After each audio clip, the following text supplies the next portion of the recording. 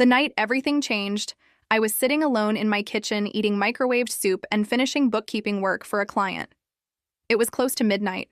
The neighborhood was silent, and I was already planning the next day in my head when my phone buzzed. My Aunt Diane had sent me a video. No message, no explanation, just a video file. I assumed it was something harmless, maybe a family gathering I had missed or a funny clip somebody wanted to share. Instead, I pressed play and watched 6 years of my life collapse in less than 3 minutes. The video was from a family dinner held the week before.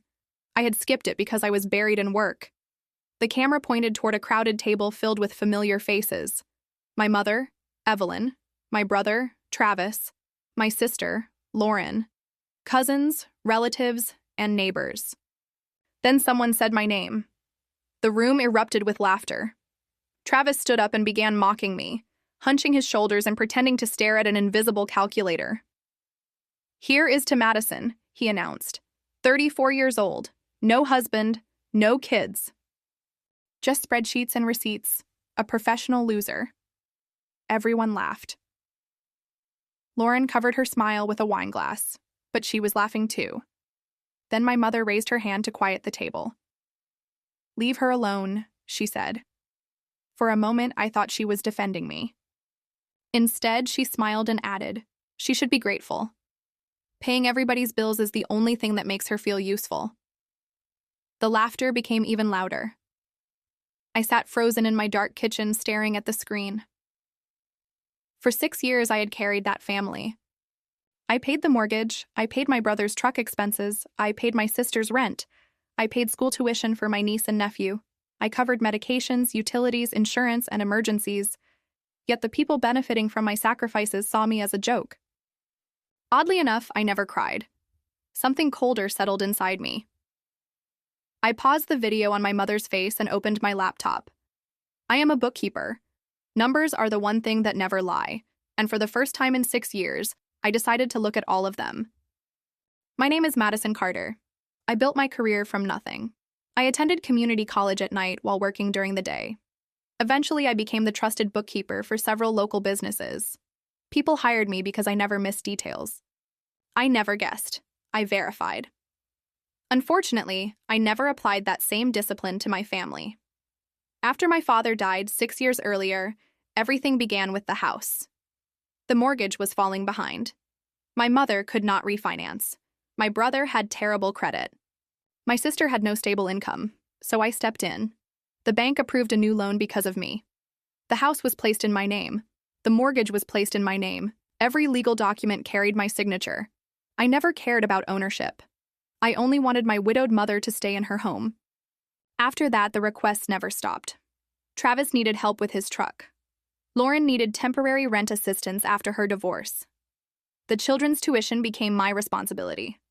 Every month, more expenses appeared. Every month, I paid them. I convinced myself it was love. I convinced myself that one day they would appreciate it. Watching that video finally destroyed those illusions. The next morning, I opened 6 years of financial records. Bank statements, transfers, receipts, payments, every transaction. I created separate spreadsheets for each family member and began documenting everything. At first, I told myself I was simply organizing information, but deep down, I knew I was conducting an audit of my entire life. While I worked, life continued normally for everyone else. Travis texted asking me to cover his insurance payment. Lauren sent links to furniture she wanted. My mother left a voicemail reminding me to finalize arrangements for her upcoming 60th birthday party, the same birthday party I was paying for. Not one person asked how I was doing. Not one person thanked me. The video had revealed something important. I was not family. I was funding. The more records I reviewed, the clearer everything became. Every dollar told a story. Every transfer represented another moment I had sacrificed myself for people who barely respected me. One afternoon, I visited Aunt Diane. She admitted she had intentionally left the video in my inbox. She claimed it was an accident at first, but eventually the truth came out. "They talk about you all the time," she confessed quietly. Like that, worse. I stared at my coffee. The betrayal no longer shocked me. What shocked me was how normal it had become. Before leaving, I asked one final question. Has anyone ever defended me? Diane lowered her eyes. That answer told me everything. A few days later, I performed a small test. I intentionally delayed Lauren's rent payment by 3 days. 3 days, that was all. Within hours, my mother called. Not to check on me, not to ask if something was wrong. She called to complain. Lauren's landlord contacted her, she snapped. What is happening with you lately?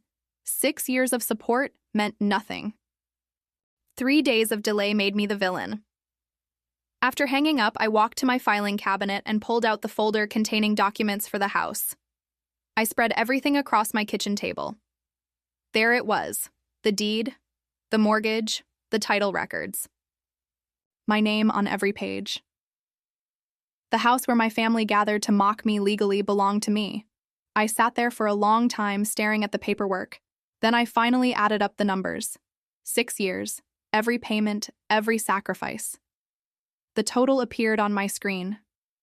It was enough money to change a life, maybe even several lives.